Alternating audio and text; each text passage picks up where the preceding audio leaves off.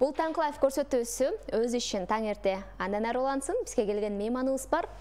Кыргызстаныбызда эң алгачкы жолу чечендик өнөр тагыраагы бизге көнүмүш адат болуп калгандай, оратордук өнөрдү алып чыккан, эң биринчи мына ушундай түшүнүктү киргизген инсан бизде мейманга келип отурат. Азыркы учурга чейин 8 китептин, бир кинонун автору.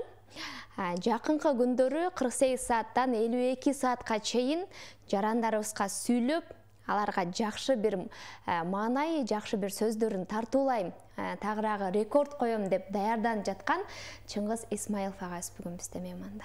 Кандайсыз? Саламатсыздар. Кутмандуу таңыңыз менен. Кутмандуу таң. Сизди мына ушундай жаңылык менен күтүп алдык. Жаңылык бизге да кызык, бирок мен ага чейин сиз менен жакыныраак таанышкым келип атат. Буга чейин айтканыңыз бар экен, 4-5 жашымда китеп окучумун деп. Карап көрсөк, 4-5 жашта китеп окумак түгүл, тамганы ал жашта тааныбайт болчубуз. Сизге негизи бул китепке окууга эмне түрткү болду, эмнеден улам китепти жакшы көрүп калдыңыз? Мен эң биринчи өзүм апама абдан ыраазычылыгымды билдирем да. Неге дегенде апам өзү мугалим болгон. Мен кичинекей кезимде бала бакчада кыргыз тилинен сабак берип иштечи.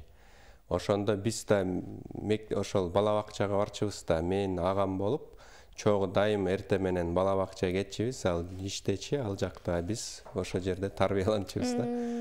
Анан ал ушундай мындай кичинекей биз эми сүйлөп атсак, манасты үйрөткөн да. Анан биз маанисин түшүнбөйбүз, бирок аны кайталап атып манас айтабыз деп кой. Ошентип кичинекей кезден баштап конкурстарга катышып манас айтып, аерден белектерди утчубуз да. Ошентип бир күнү мен анда 4 жашымда болчумун.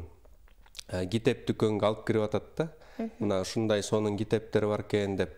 Мен ушунчалык көзүм жайнап китептер сонунда, неге дегенде телефон деген жок, интернет деген жок ал мезгилде. Жанагы телевизор не у всех болчу да. Тем более черно-белый жаман көрсөтчү бардыгыныкы. Ошон үчүн китепке ушунчалык кызыгып сүрөттөрүн көрүп, жанагы бака кичинекей мындай татынакай кыздын сүрөтү ушунчалык мени өзүнө тартып, ошол Дюймовочка деген китепти алып бер дегем да. Мен анын сүрөттөрүн көрүп атып, ушунчалык окугум келди да. Бул эмне жөнүндө айтып атат, анан ушинтип түшүнгүм келди да. Мамам отуруп алып, колу менен мынтип алып окуп атат да, мындай. Следите руками деген бар го, шыгылып. Ал окуп атканда мен аны тамгаларды бири-бирине уйкаштырып, окуганды үйрөнүп алдым да. Ошентип 5 жашыман баштап окуп баштадым. Азыр менин деле уулум 3 жашында 100гө чейин санап, алфавитти айтып берип, башынан аягына чейин орусча и англисче. Ал бардыгы эле ата-эненин тарбиясынан экен. Ал башында эле бала таланттуу болот, бирок аны чыгарыш үчүн түртүп коюш үчүн түрткү берип багыт бериш керек, сонун. Ошентип жатып, китепке кызыктыңыз, мектепти ийгиликтүү аяктадыңыз, университетке келдиңиз. Баса белгилегендей, кыргыз, орус, славян университетине тапшырыптырсыз. Кесип ким болуп чыктыңыз? Филолог. Филолог дегенде мен ойлочумун да, бул лингвист болуш керек депчи, филолог бир аз башкачараак экен да. Эгерде чын-чынында караганда эки кесиптин ээси болот экенсиң. Биринчиси либо орус тил менен литературадан сабак берген мугалим болуп чыгат экенсиң, а экинчи тарабы болсо жанагы редакторствону алат экенсиң да. То есть редактор журналда болобу, газетте болобу же китепте болобу да. И үчүнчүсү орус тилди чет элдик жарандарга берүү экен да. Мына мисалы үчүн американецке же болбосо ошол эле пакистанецке орус тилин үйрөтүү. Бирок мен 3-чү курска чейин окуп жүрүп, өзүмдүн кесибимди таап алдым да. Ал ораторский искусство болуп чыкты. Анда дагы мен случайно эле таап алдым. Неге дегенде эң биринчи өзүм бир тилде абдан таза, так оюмду жеткирип берчи кандай кесип бар. Анткени мен жана башка студенттер талантын сыртка чыгара албай атат. Уялып, коркуп жүрүшөт. Ошентип эле талант өчүп кетеби? деп изденип жүрүп көрсө ораторский искусство экен. Кыргызстанда эч ким бербейт экен андай сабак. Мен видеолорду көрүп, китептерди окуп атып, өзүм клуб ачайын, билгенимди үйрөтөйүн, өзүмдү үйрөнүп алайын деп эле ушинтип клуб болуп кетти да. Ошондо канча жыл болду? 2 жыл. Жыл менен. Жок, канчанчы жылы эле? 2008-жыл. 2008-жылы Кыргызстанда оратордук өнөр деген түшүнүк жок болчу. Анан ошондон бери ошо оратордук, чечендик өнөр боюнча үйрөтүп келесиз. 2008-де баштаганда студенттерге үйрөтүп өзүм үйрөнөм дегенде мен ушул үчүн даже акча төлөйт деп оюма да келген эмес да. Мен 2 жыл бекер бердим. Жумасына 2 жолу барып, 1,5-2 сааттан өзүм убактымды бөлүп бердим дагы. Кийин уже университетти бүтөйүн деп сабакты ачкычты алып аудиторияга келип студенттерди күтүп атсам, бир байке кирип атат да, бир 50 жаштагы костюм эме галстук жан, анан бул эмнеге келди деп таң калып коем. Анан сиз жөнүндө уктум эле, ушинтип элдин алдына сүйлөгөндү үйрөтөт экенсиз, үйрөнөйүн дедим эле индивидуально. Анан тыйынын төлөп бергенге даярмын деди да. Анан мен аябай таң калып мен азырынча сизди үйрөтө албайт окшойм, тигиндей мындай деп аны кой бербейдим. Бирок эсиме келди да, көрсө буга да элдер төлөйт экен деп. Кийин мен университетти бүткөндөн кийин маркетинг агентствода менеджердин жардамчысы болуп иштеп, айлыгым болгону 8000 сом да.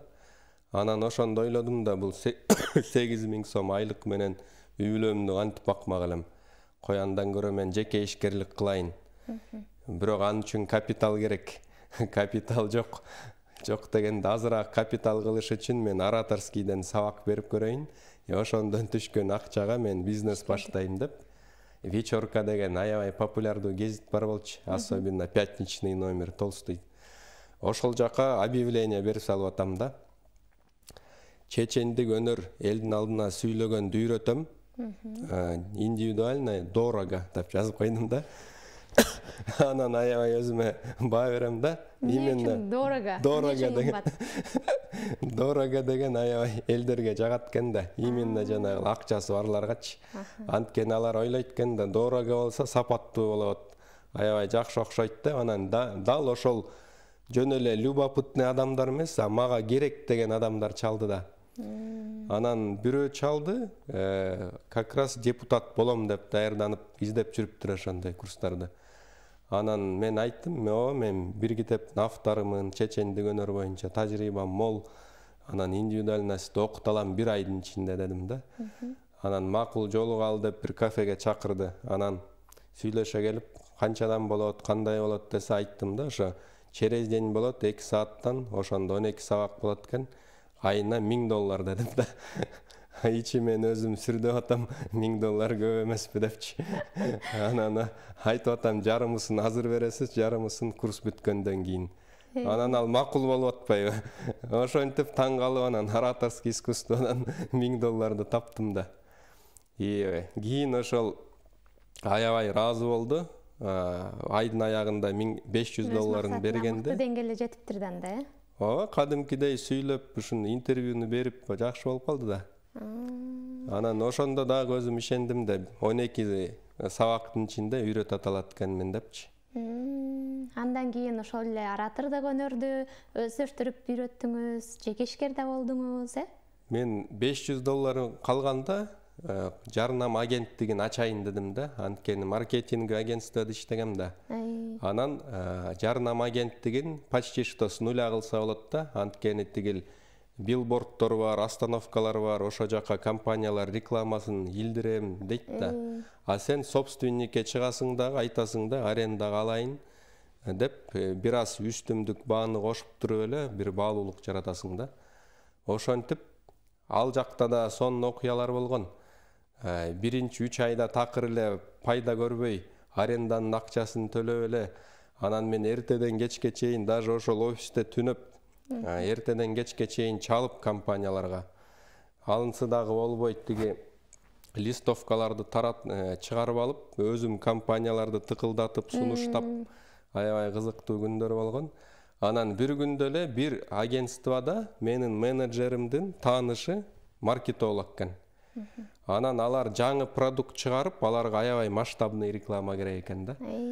Анан давай ушуну заказды бизге бер, сени жакшы мындай ыраазы кылабыз деп атып, ал заказды алып, таза пайдасы 1 миллион сом болгон да. Анан андай акчаны биринчи жолу көрдүм да, столдун үстүндө монтип 1000 сомдуктар мондай пачка болуп жатып калды да. Анан ушу биздикиби деп ишенбей же иши кылып аябай сан болду. Үзүрүн берген экен баягы түнөп жүргөн, ижараны эптеп чыгарган күндөр артта калыптыр да. Байкашымча бир анда 10 жылдан ашык оратордук өнөр менен анда алектенип жатасыз. Азыр мына 14 жыл болду да негизи баштаганымачы. Жеке ишкер болуп жүргөндө дагы мен мына оратордук өнөргө көп деле маани бербептирмин да. Бул эми группа чогулса, группа объявление берип коебуз, анан өтүп коем, анан өзүнчө деле мынчалык демеле аракет кылган эмесмин да, ушуну гана реклама кылыш керек, ушундан сабак бериш керек деп. Айтайын дегеним, мына ошончо жыл Кыргызстанда оратордук өнөрдү алып чыксаңыз, эң алгачкылардан болсоңуз, бирок азыр мына эми сизди таанып келе жатышат да. Сизден кийин кече жакында эле чыккан оратор өнөрдү мен үйрөтөм дегендер азыр саптын башында турушат да. Анан Кыргызстанда жарнамаңы өзүңүз айткандай ошол өтүп коем дегенден уламбы, же бир Москвага же чет өлкөгө барып, билишимче ал жактан дагы оратордук өнөрдү өтүп келгенсиз, же күчүңүздү ошол жакка салдыңызбы? Жок, мен деген негизи эле скромныймын да, илимий адамдар ошондой болот экен. Алар бир сонун нерсени чыгарып коет экен, башкалар пайдаланып үзүрүн көрөт экен да. Мен ораторский искусстводан китеп жазгам, мастер слова, 2015 жылы чыккан. Анан канча деген бизнес тренерлер окуп алып, ошону жайылтышты да. Мен ага деле өкүнбөйм, мейлем элдерге жардам берсе болду деп коем да. Бирок эгерде чын-чынында келип, бизде деле Америка, Россияда эле авторские права деген сакталганда, аябай эле жакшы болмок да. Бизде андай болбойт экен. Мисалы үчүн бирөө менден окуп билип алса, эч качан Чыңгыздын методикасы ушундан алгам деп айтпайт эч качан. Мен кыйынмын деп эле чыгат да, бүт элечи. Ошондуктан мен рекорд коеюн деп атам, бардыгын ачык, так элдер билсин да, ким баштаган, билим кимде бар, кимде мол тажрыйба бар, ошонун баарын Кудай буйрса элдер билет эми. Буйрсам. 8 китептин автору дедик. Эң алгачкы китебиңиз ошол студент кезинде оратордук өнөр боюнча чыкты беле? Сөзүңүздүн эң биринчи китеп «Секрет общения» деген китеп болчу. Ал дагы случайно жазылып калды. Мен деген студенттерге сабак берип, алар менен коштошуп атканда айтышты да, кичинекей брошюрка жазсаңыз, биз ала жүрүп эстей жүрөлү, окуп депчи. Макул, эмнеге жазбайын деп эле жазып баштап эле анан китепче болуп калды. Аны «Секрет общения» деп жазып койдук. Жаш киши балдарга, кыздарга ушул азыркы заманда кантип өзүнүн жолун таап кетиш керек, бүт ошол жерде мындай практикалык жүзүндө сонун билимдер бар болчу. Ал китеп ушунчалык популярдуу болуп, мен 100 нускасын китепканаларга тараткан бекер элечи. Анан бул Байлиновкадан мени тиги 1 айдан кийин келип калсам, Чыңгыз, сенин китебиң дагы алып кел, анткени сен болгону 5 экземпляр бергенсиң, аны студенттер акырын урдап кетип жок калды да атпайбы. То есть ушунчалык очередке туруп окушуптур дажычы. Анткени ошондой практикалык билимге суусап атыптыр жаштар. Жок болчу да андайчы. Анан макул деп алып келип 200 экземпляр болчу биринчи изданиясы. Аны калбай калып дароо экинчи изданиясын чыгарып, анысы «Путь к успеху» деген китеп болчу, 1000 экземпляр чыккан. Аны саттыңызбы? Ал да сатылып жок калган. Анан дагы отуруп 3-чү изданиясы чыкты да. 3-чү изданиясы кыргыз тилинде чыкты, игиликче болу, орус тилинде «Быть победителем». Азыр деле оратордук өнөрдү үйрөтөсүз? Только индивидуально үйрөтөм да, именно жанагы бизнестен политикага барам деген адамдарга. Аны менен кошо байкашымча бактылуулуктун сырлары, жашоодо болгон багыттар, ийгиликтин сырлары, ийгиликке кантип жетесиң деген сыяктуу багыттар менен үйрөтөсүзбү? Ал мындай же болуп аны калды. өзүнчө бир багыт кылып алгансызбы? Мындай болуп калды да, элдер өтө эле көп суроо бере берди да.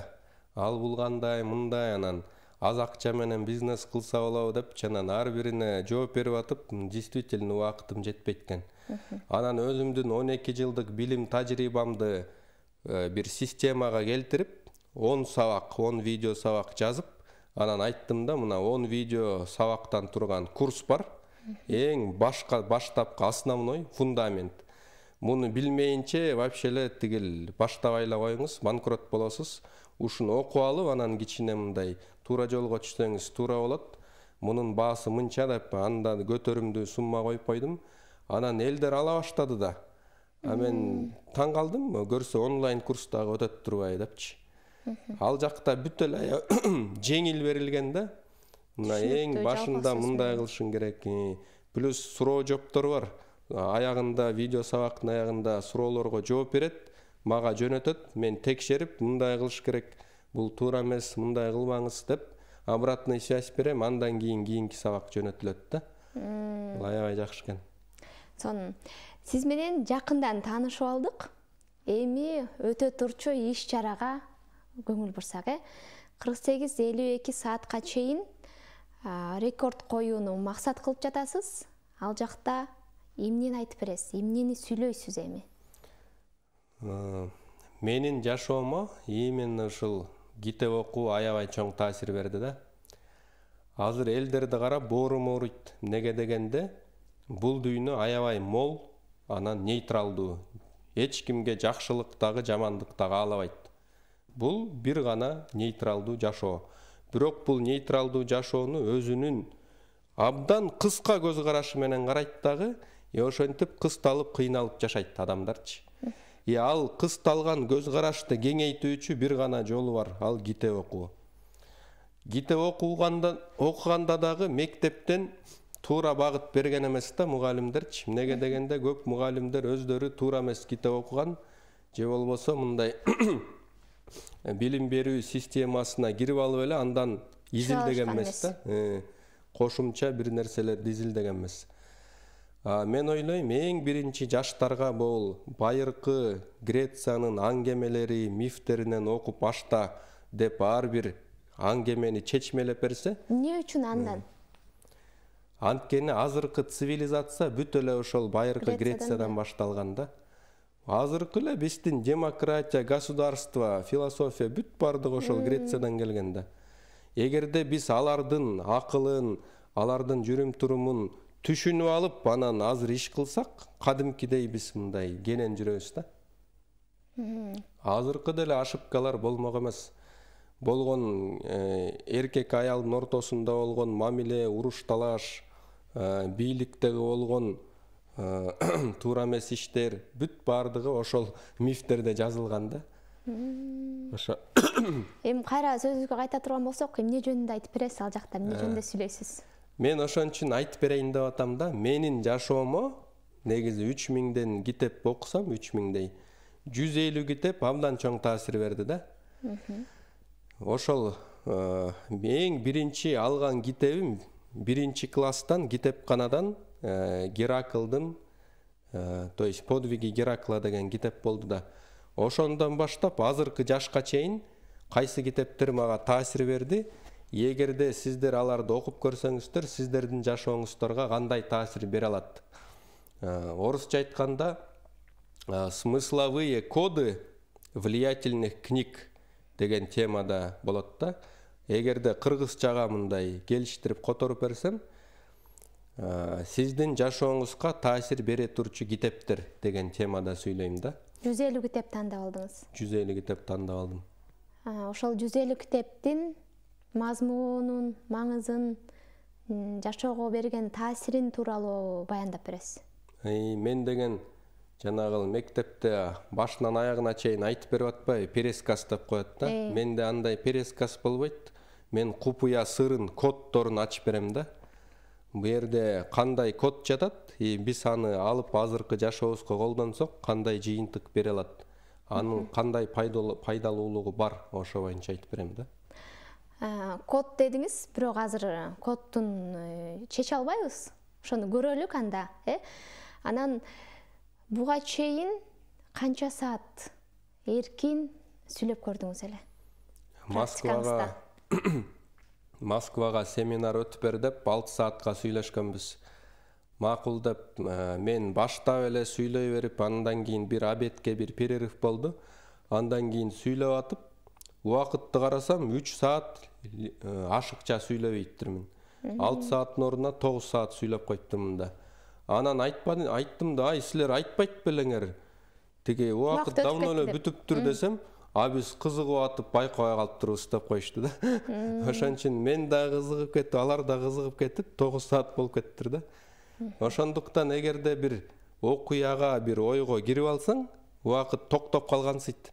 Мына мен өзүмдүн практикамда билем, жана китепти кызыгып жазып кеткенде, азыр таңгамал болуп атабы же күйгүн болуп атабы, ошону айырмалай калчумун да, кадимкидейчи. Убакыт токтоп, өзүнчө бир керемет да. 48-тен 52 саатка чейин уктабайсыз. Кудай буйруса уктабайм. Тынбай сүйлөйсүз. Ортодон кандай тыныгуулар болот? Биз жанагы бүт эле региондон, жанагы Россиядан биздин мекендештер суранды да, трансляция кылсаңар биз деле көрөт элек деп. Ошон үчүн Instagram, YouTube'дан түз эфир болот. Ал түз эфир сакталып, рендер болуп чыгып, анан кийинки записке даяр болуш үчүн биз 1,5 саат запись кылабыз дагы, 10-15 мүнөт тыныгуу болот. Андан кийин кайра улантабыз да. Ошондо элдер дагы аркы-берки жака чыгып, суу ичип, кайра келип, мындай даяр болуп калышат. 150 китептин ичинде орусчасы, кыргызчасы бар. Эки тилди аралаш алып барасызбы же кандай? Негизи мындай да, мен айттым, мекендештер силер таарынбагыла, мен орус тилинде сүйлөйүн. Эмнеге дегенде мен азыр кыргыз тилде эле сүйлөп алсам, максимум бир 2 миллион адамга жетиши мүмкүн. Эгер орус тилинде сүйлөсөм, 300 миллион адамга аудитория ачылат экен да. Кыргызстанда дагы кыргыздарды ушундай жаштар бар экен, күчтүү деп, атыбыз дүйнөгө жетиши мүмкүн. Бул жакшыраак деп түшүндүрсөм көбү колдоду. Бирок кээ бирөө суранды да, хотя бы башталышында 1,5 саат кыргыз тилинде өтүп бериңиз, калганын орус тилинде сүйлөй бериңиз депчи. Мен деле муну туура көрдүм. Башында ошо келген жаштарга, элдерге аябай мындай кыргыз тилинде жакшы сүйлөп айтып берип алсам, андан кийин орусча сүйлөй берем да. Бул абдан жакшы идея экен. Анткени ошол элди тартыш үчүн, ал элдин көңүлүн бурдуруу үчүн рекорд коюу, ушунча саат уктабай сүйлөө, ушул китептерди айтып берүү, элдин кызыгуусун жаратып жатасыз да. Бирок бул кайдан келди? Кантип ойлонуп калдыңыз? Буну эмнеден улам ойлонуп калдыңыз? Эмнеден улам дебесем дагы, бул идея кантип келип калды сизге? Бул идея кантип келип калды? Мен еще ковидке чейин көрдүм да, көп эле 1-2 китепти окуп алып эле, коучмун, психологмун, жыргаткан, жыргал жашоону үйрөтөм деп көбөйүп кетти да. Анан мен ойлодум, кой, кимде билим бар, тажрыйба бар, ошону көрсөтүш керек эл билсин деп, рекорд коеюн деселем, бац мына ковид болуп калды, локдаун. Ошентип 2 жыл перерыв болуп калды да. Бул мурун эле келген турбайбы ой? Мурун эле келген ал, ошол. Ковидке чейин келген да. Анан ковид болуп калып, ковид бүткөндөн кийин бир манасчыбыз чыкты, рекорд коюпчу. Анан молодец, мына Чыңгыз ойлонуп атат, башкалар коюп атат деп койдум. Андан кийин дагы арадан убакыт өтүп кетти. Бир датаны коем, даяр болдум, эми коем деп эле, анан кайра түшүнөм да, дагы даярданыш керек депчи, дагы жылып кетет. Ошентип атып, дагы мына жакында эле Рыспай байкебиз дагы Манастан рекорд койду. Анан дагы молодец деп ойлонуп, бир көрдүм да, дагы эле ушинтип жылдыра берсем, хоть өмүр бою даярдансам деле 100% даяр болбойт экенмин. Хотя бы азыркы билгенимди айтып берсем деле, мындай жакшы болот окшойт деп, кой деп датаны коюп, сразу эле отелдин акчасын төлөп салдым, атайын жылдырбаш үчүн. Ошентип даяр болуп атам буюрса. Күнүнө канча убакыт китепке көңүл бурасыз? Азыр жок дегенде 5-6 саат окуйм күн сайын. Көбүн эсе жаштардын кызыгуусун арттырган китептер баягы эле шыктандыруучу, ошол эле ийгиликке жетүү, бакыттын даамын кантип сезебиз деген сыяктуу. Жок, азыр мындай экен, сен жаш кезде жаңы эле өзүңдү таануу баштаганда мындай эң болбогон китептерден баштайт экенсиң да. Азыр мен вообще жолобойм дагы, жана подсознание может все, анан богатый папа, бедный папа, алар такыр кызыктырбайт, даже иренчитет да. Андан кийин, ал этаптан өтүп алгандан кийин сен причинно-следственный процесстерди көрсөткөн китептерге жакындайт экенсиң. Мына мисал үчүн Голдрат деген аябай кыйын консультант болгон, миллиардный компанияларды консультация берген. Анын 5 китеби бар да. Мисал үчүн цель, процесс постоянного совершенствования. Же болбосо выбор. Ушу аябай мындай ар бир компанияны мындай детально айтып берет да. Мына бул көйгөй мындай нерседен жаралды. Ар бир чоң бир көйгөйдөн, кичинекей көйгөйдөн башталат. Анан аны кантип чечсе болот. И адамдардын жашоосу деле ошондой да. Мага келип кайрылат бир проблемасы менен моундай деп. Аны каса келип сурасаң, проблемасы башка жерде болгон болот да. Карапайым өлкөнүн элдери ушундай китептерге ийгиликке тезирээк жетүү деген сөздөргө жакын келишетпи? Просто бүт эле биздин мындай жалкоолугубуздан анан бат эле ола калса деген бир адамдын ички бир каалоосунан экен да. Адамдар ооруп атса, өзүнүн оорунун причинасын издебей, ушул оор бир аз басылып калса экен деп таблетка ичип коюш буларга жеңилирээк да.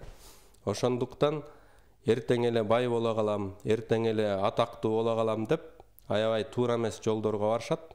Ошон үчүн бизде сетевой компаниялар көп, финансылык пирамидалар көп. Анан баардыгы эле байкуш адамдардын акыркы акчасын шыпырып алат дагы, тигилер эчтекеси жок калат да. Ошон үчүн эң биринчи бат эле жете калам деген туура эмес ойдон арылыш керек. Ал үчүн да китеп окуш керек. Жок, ал үчүн бир эле нерсени түшүнүш керек. Эмне ал? Мээнеттин аркасынан келет ийгиликтин баарычы. Бир туура максатты коюп, анан ошонун аркасынан мээнет кылсаң, жанагы жаратылышты деле карабайлыбы? Элементарына нан жеш үчүн биринчи жерди айдаш керек, анан эгиш керек, анан сугарыш керек, андан кийин аны чогултуш керек буудайды, анан ун кылып туруп нан болот да. Ошондой эле ар бир ийгилик кичинекей мындай жертвалардан, эмгектин аркасынан жаралат да. Жакшы айттыңыз. Азыр карап көрсөк, китеп окубайт жаштар деген сөздү көп угасыз го сиз деле. Анан бирок ошол жаштарды болобу, ышсыса негизи эле жарандарды китепке чакырыш үчүн, аларды кызыктырыш үчүн, аларды окутуш үчүн кандай китептерди жаратыш керек? Же кантип аларды окутушубуз керек? Же кантип китепке кызыктырыш керек? Аларды окубайт деп эле аларды күнөөлөй бербестенчи? Эми чынын айтканда бул биздин билим берүү системасы дал ошол мектептин 1, 2, 3 класстарын аябай мындай өзгөртсө да, башкача кылыпчы. Неге дегенде көп эле мугалимдер өздөрү окуган эмес да. Именно мындай кызыктуу китептерди окуган эмес да, тилекке каршычы. Мына байыркы Грециянын аңгемелерин кайсы мугалимдер билет? Саналуу эле мугалимдер билет да. Эгерде ошол кичинекей чактан аларды кызыктырып, жана героизм менен мына моундай болгон деп аябай сүрөттөп айтып берсе, балдар өздөрү эле кызыгат. Аларды просто кызыктырган метод керек да. Ошол мен ойлойм, ушул билим берүү системасынан башташ керек окшойт. Азыр сизди баягы маданият, маалымат, спорт жана жаштар саясат министри да колдоп жатыптыр. Азыр сиз дагы мына ошо атыңыз таанылып келе жатат. Биз дагы түшүнүп калдык. Анан мамлекеттик мүмкүн кызматтарга чакыруулар болуп атабы? Мен башынан эле ушу жака жологон жокмун да. Мен 3 курстан эле жаштар саясаты деген долбоор жазып алып, аны президентке кат жазып жөнөтүп, анан администрация президенттен мага чалып, саясат, миграция министри менен жолуктурушуп, мен аларга долбоорду айтып берсем, ошондо эле жумушка алгысы келген. Мен 3 курс студент болуп жүргөндө уже жумушка алгысы келген да. Анан мен бир нерсени көрдүм. эгерде мындай бир нерсе жаңылык жаратам десең, мындай мамлекеттик жумуштардан алыс эле болуп жаратканың жакшы экен да. Неге дегенде бюрократия, майда чүйдө нерселерге байланып калып эле рамканын ичине кирип чыга албай калат окшойсуң анда. Буга чейин дагы айткансыз, мындан 10 жыл мурун азыркы баягы көчөлөрдө китепти сатууга мүмкүн деп айтсам эч ким ишенген эмес. Азыркы учурда көрүп жаткандай эле адамдар көп өткөн жерде, ошол маркеттердин алдында китептерди сатып алуучулар бар депчи. Бул 10 жыл мурун айткан сөзүңүз экен.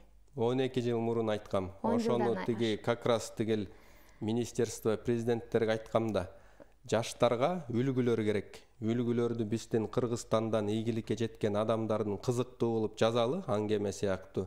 Ошону көп өткөн жерге ушундай шык бере турчу китептерди саталы арзан баада. Жаштар окуп алып, андан таасирленип, аракет кылат десем, укпай койгондо ошондой да болмок беле деп. 12 жыл мурун алдыда жүрсөңүз, эми азыр деле 12 жыл алдыда болушуңуз керек. Кудай буйруса азыр көп Дубайга барып калдык да. Дубайга барып ал жакта бир аз чакан иш кылабыз. Ошентип Дубай Бишкек болуп келип, кадимкидей салыштырасың да. Анан ойлойм, буйруса биз деле аракет кылсак ошондой Дубай куралат экенбиз да. Просто ага бир аз адамдардын деңгээлин өстүрүп алышыбыз керек экен. Анда ошол адамдардын деңгээлин, жан дүйнөсүн, руханий байлыгын өстүрчү адамдар көбүрөөк болсун дейлик. Сизге ыраазычылык билдиребиз. Кудайым буйурса, келе жаткан рекорддук иш-чараңыз ийгиликтүү өтсүн дейлик. Сизге эркин микрофон сунайын. Жалпы жарандарды мына ошол иш-чарага чакырып өтсөңүз, анан өзүңүздүн да мүмкүн кошумчалай турган сөзүңүз бардыр. Хорошо. Анда эмесе, урматтуу көрүүчүлөр, Кудай буйруса 14 март саат 11-де Достук отелине келиңиздер. Кирүү акысыз. Ал жакта мен сиздердин жашооңуздарга таасир бере турчу китептердин купуя сырларын ачып сүйлөп берем. Тынымсыз, уйкусуз 48-52 саат сүйлөйм да. Ал жакка кааласаңар 1 саат келип угуп кетсеңер болот, кааласаңар 6 саат отуруп уксаңар болот, кааласаңар ошол жерде түнө уксаңар болот. Анан кичинекей балдарды алып келбеңиздер, анткени алар ыйлап, анан башкаларга тоскоолдук жаратат да. 14 жаштан өйдө болсун. Орундуктар кандай болду? 200 орун бар, анан туруп көрсө деле болот. Урматтуу теле көрүүчүлөр, биз бүгүн мына ошол оратордук өнөр тууралуу кеп кылдык. Анын автору десем болот, Кыргызстанда эң алгачкы жолу чечендик өнөрдү алып чыгып, сабак берүү менен алектенген жана китептердин, кинонун автору болгон учурда мына ошол китептердин жыйындысын сиздерге тартуулап берем деп жаткан 48-52 саатка чейин рекорд коюм, сүйлөп берем, сиздерге маалымат берем деп даярданып жаткан Чыңгыз Исмаилов биздин таң эрте мейманыбыз болду. Таңкы лайф көрсөтүүбүз өз берүүсүн улантсын. Бизде дагы да болсо меймандарыбыз бар. Алыстабай туруңуздар.